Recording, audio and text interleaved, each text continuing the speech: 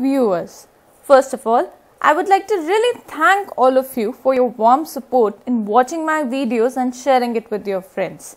I'm trying my level best to share these video tips with all of you to make your life much more easier with Excel. I understand that dealing with duplicate entries of data is a common challenge we all face in our offices on daily basis.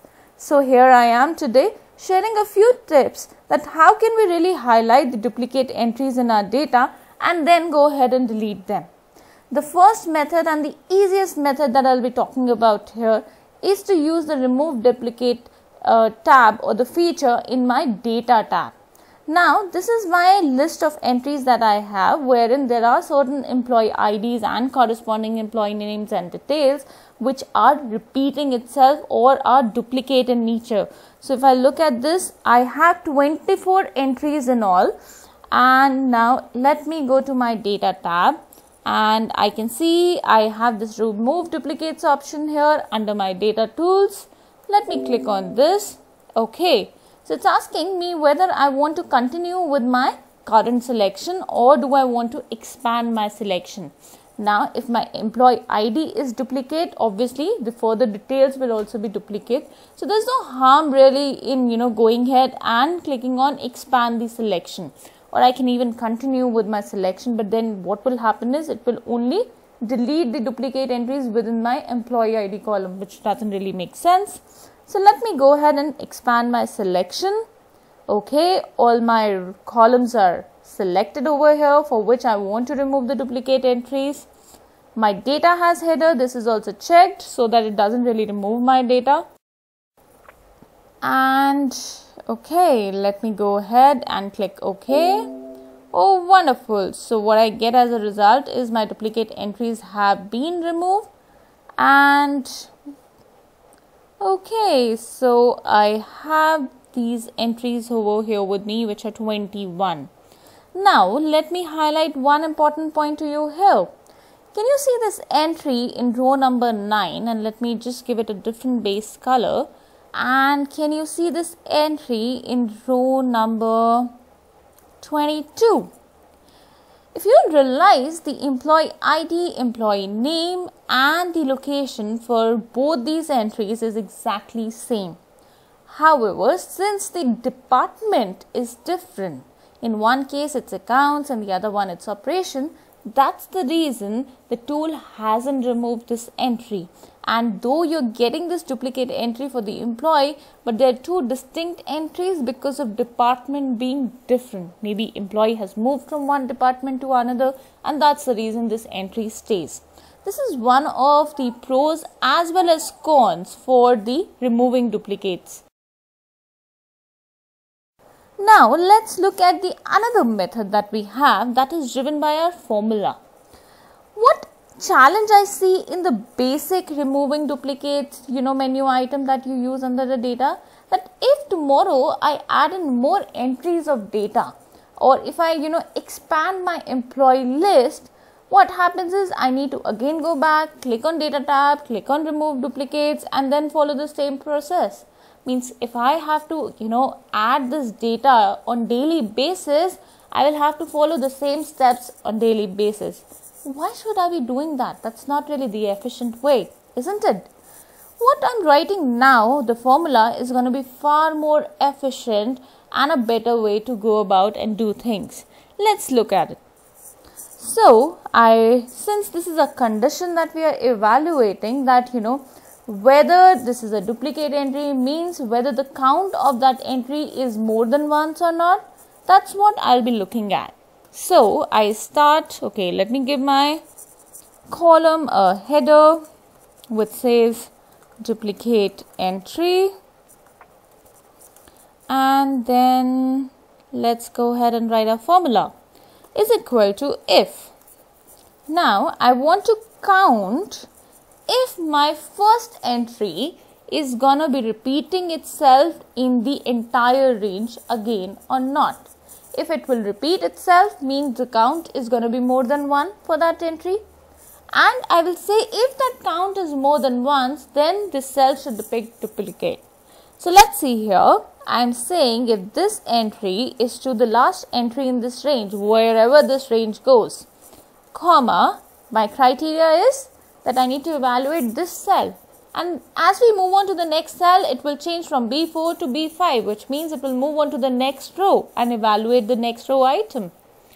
Now, if this is greater than 1, and let me go ahead and fix the first B4 because that's my starting point. I want that to be constant, my range to always start from there. And I'm saying if this count is more than 1, then it should write duplicate. Else, it should leave that to be a blank.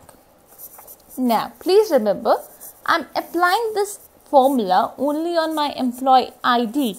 Means since Neha Agarwal, which is mentioned in row number 9 and row number 22, since they were repeating itself, but there was only a change in the department, not in their employee ID. So they will be coming in here as a duplicate entry. Now let's look at this. I've written my formula in the cell. Let me go ahead and expand this. And let me do one more thing. Let me expand this formula to a larger range, which is blank right now. And let me go ahead, copy this entry, take it to the cell here. Oh, wonderful. I get to see that this is a duplicate entry. So means even if I go on, adding more and more data to my list, this formula will still go ahead and let me identify whether a particular entry is duplicate or is this the unique entry in my list. Now, the next thing is, how do I cater to that the person's department has changed or maybe the location has changed? I can go ahead and use the concatenate function here and ensure that I check for both these columns. Or I can put in another similar formula here and check if the department for this employee is repeating or not. So those are the different permutation combinations that I can use, and you can follow us on our YouTube channel for further videos with regards to this. Now, let me talk about the third and the last method that I really find interesting. The challenging part here was that there was a new column that I was adding in. Now, think about if your data set is really huge and you're dealing with thousands and thousands of rows and columns, then what is going to happen? Even adding a single column means you're increasing your file size, which means it's going to be a big problem even while doing a basic calculation, isn't it? So, why not I do something called conditional formatting, wherein this formula I will be writing within conditional formatting so that my duplicate entries are highlighted and I can then just filter them out and delete them. Let's have a look at this. I am highlighting my employee ID range. I go to my conditional formatting tab under the home tab. I'm going to manage rules, clicking on new rule, and I will use the last rule type, which is use a formula to determine which cells to format. And let me go ahead and write the formula here, Countif.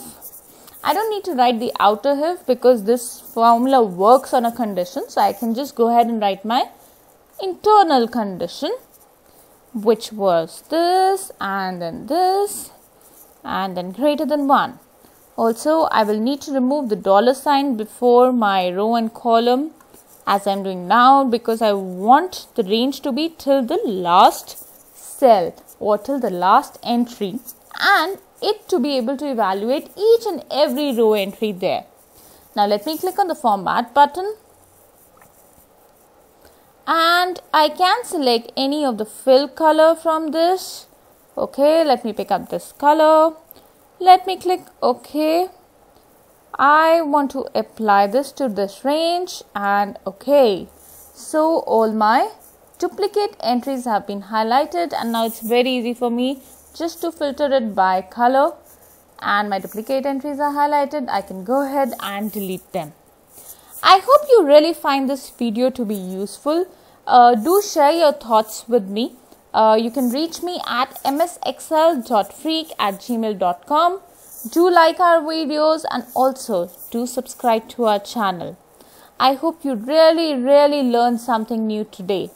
Have a wonderful evening, guys. Goodbye.